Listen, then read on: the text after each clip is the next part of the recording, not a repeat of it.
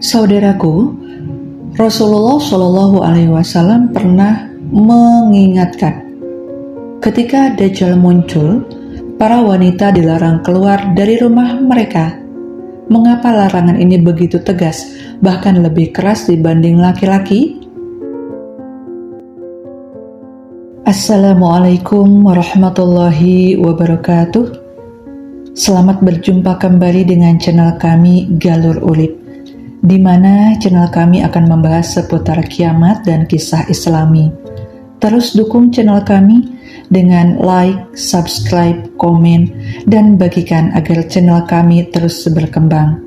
Dan semoga kebaikan saudaraku dibalas oleh Allah Subhanahu wa Ta'ala dengan kesehatan, kemudahan, dan rezeki yang berlimpah. Selain itu, marilah kita bersholawat kepada junjungan kita, Nabi besar Muhammad Shallallahu Alaihi Wasallam. Semoga kelak kita mendapatkan syafaatnya. Amin ya rabbal alamin. Dajjal bukan hanya ujian bagi manusia secara fisik, tapi juga keimanan yang mengguncang batin. Dalam hadis riwayat Ahmad dan Ibnu Majah, Rasulullah Shallallahu Alaihi Wasallam bersabda, "Barang siapa mendengar kedatangan Dajjal, maka hendaklah ia menjauh darinya.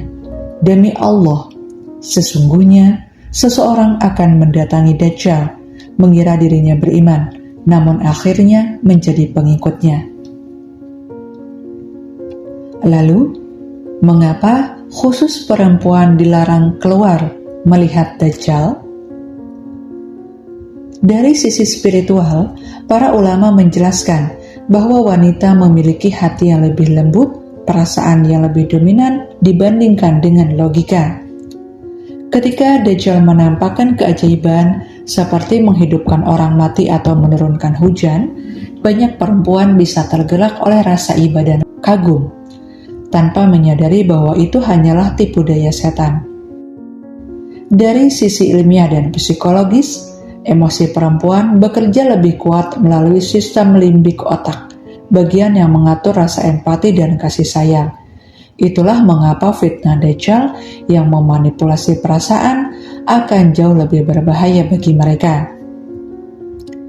Karena itu, Rasulullah Shallallahu Alaihi Wasallam memerintahkan agar para istri dan anak perempuan bersembunyi di rumah dan memperbanyak membaca 10 ayat pertama surah Al-Kahfi sebagai benteng dari fitnahnya.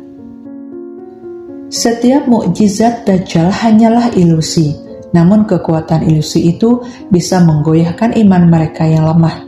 Maka, menjaga diri bukan bentuk kelemahan, tapi benteng kehormatan dan keimanan. Dajjal akan datang membawa fitnah yang belum pernah ada sebelumnya, dan Rasulullah SAW telah memberi petunjuk agar kaum wanita berlindung dengan iman, doa, dan Al-Quran, karena perlindungan terbaik bukan pada tempat kita bersembunyi, tetapi pada kuatnya keyakinan di dalam hati. Maka berlindunglah kepada Allah dari fitnah Dajjal. Menjelang hari kiamat, Dajjal tak henti mengumpulkan pengikut sebanyak-banyaknya. Selama 40 hari berkeliaran di bumi, Dajjal akan terus berkeliaran menebar fitnah pada manusia.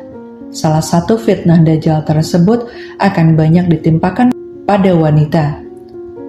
Mengutip dari buku Kiamat, Tanda-tandanya menurut Islam, Kristen, dan Yahudi oleh Mansur Abdul Hakim, diterangkan bahwa pada masa kedatangan Dajjal, sebagian kaum wanita akan mudah tergoda, sehingga menjadi golongan yang banyak menjadi pengikutnya. Hal ini sebagaimana diriwayatkan oleh Ibnu Umar bahwa Rasulullah Shallallahu Alaihi Wasallam bersabda, "Dajjal akan datang ke kawasan ini di Mar Qanaah, sebuah lembah di Madinah.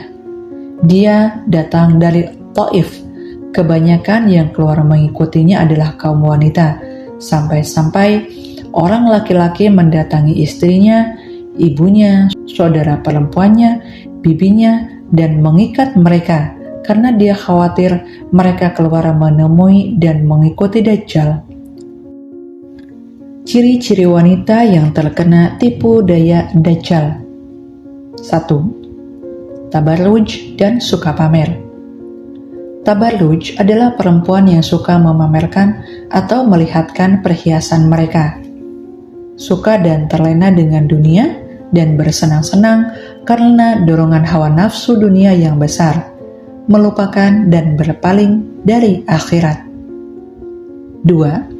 Berpakaian tapi telanjang, yaitu perempuan yang berpakaian ketat, membentuk dan menonjolkan lekuk tubuh, mengenakan bahan pakaian yang tipis dan transparan, serta pakaian yang tidak menutup auratnya dengan baik.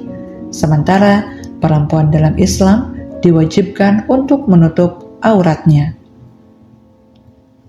3. Kufur kepada suami.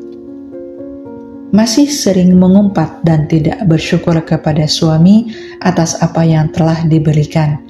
Padahal kewajiban perempuan setelah menikah yaitu harus taat kepada suami, memperlakukan suami dengan baik dan menjaga kehormatan suami. 4. Wanita yang meninggalkan sholat. Perempuan yang sering meninggalkan sholat dan mengacuhkan seruan azan, maka termasuk pada pengikut Dajjal sebagai penghuni neraka. Tidak hanya untuk wanita saja, namun juga untuk kaum laki-laki. 5. Wanita yang membaca Al-Quran hanya sampai kerongkongan. Maksudnya adalah perempuan yang rajin membaca Al-Quran namun hanya sebatas membaca saja dan tidak meresapinya ke dalam hati, sehingga menunjukkan wanita yang gemar membaca Al-Quran namun akhlaknya tidak terpuji dan masih saja melakukan perbuatan yang tercela. 6. Wanita yang mengabaikan fitnah Dajjal, yaitu perempuan yang tidak takut dengan kedatangan Dajjal dan tidak memohon perlindungan kepada Allah Subhanahu wa Ta'ala dari fitnah Dajjal. Ia tidak peduli dengan fitnah Dajjal, dan orang seperti inilah yang disukai oleh Dajjal untuk menjadi pengikutnya. 7. Wanita yang murtad. Wanita yang memilih untuk keluar dari menganut agama Islam karena berbagai sebab dan faktor, maka kelak akan termasuk pada golongan dari pengikut Dajjal. Jika tidak ingin menjadi bagian dari golongan ini pada akhir zaman, maka perkuatlah iman dan memintalah kepada Allah agar terbebas dari Dajjal. Rasulullah Shallallahu Alaihi Wasallam bersabda, "Sesungguhnya di antara tanda-tanda akan datangnya hari kiamat adalah diangkatnya ilmu, merebaknya kebodohan, merajalelanya perzinahan, merajalelanya khamar, minuman keras atau alkohol, sedikitnya jumlah laki-laki, banyaknya jumlah wanita, sehingga 50 wanita dipimpin oleh satu orang laki-laki." Hadis riwayat Bukhari. Dengan begitu, agar muslimah bisa membentengi diri dari fitnah dan tipu daya Dajjal, maka haruslah terus menuntut, belajar, dan mengamalkan ilmu agama agar tidak terbodohi oleh perangkap Dajjal yang fitnahnya sudah bisa dirasakan saat ini. Jadilah muslimah yang terus beramal soleh dan mendekatkan diri dalam ketaatan dan ketakwaan kepada Allah Subhanahu wa Ta'ala. Demikianlah bahasan pada kali ini. Semoga apa yang kami sampaikan bermanfaat dan menambah pengetahuan bagi kita semua.